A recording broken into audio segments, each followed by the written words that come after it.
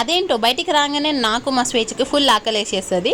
So చూసారు కదా, last వాళ్ళగా ఒక చిన్న షాపింగ్ అయితే చేసేసాము. ఆ షాపింగ్ చేసుకున్నాక బయటికి రాగానే ఈ షాప్ కనిపించింది, బర్గర్స్ ఇవన్నీ ఉన్నాయన్నమాట.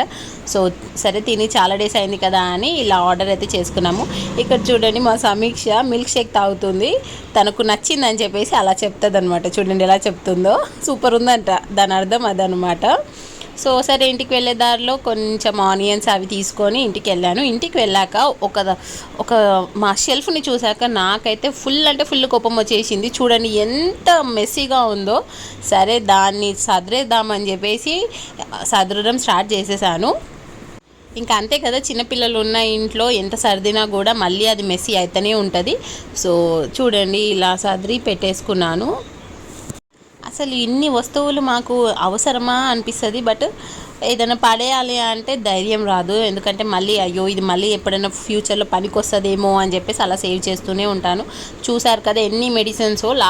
లాస్ట్ మంత్ మా సమీక్ష కొంచెం సిక్ అయిందనమాట. సో తనవే అనమాట ఆ మెడిసిన్స్ అన్నీ కూడా. సో ఫైనల్గా అయితే ఇలా షెల్ఫ్ సర్దేశాను. ఈ బాక్స్లో ఏముందని చెప్పేసి నేను మీకు నెక్స్ట్ వీడియోలో చూపిస్తాను. Until then bye.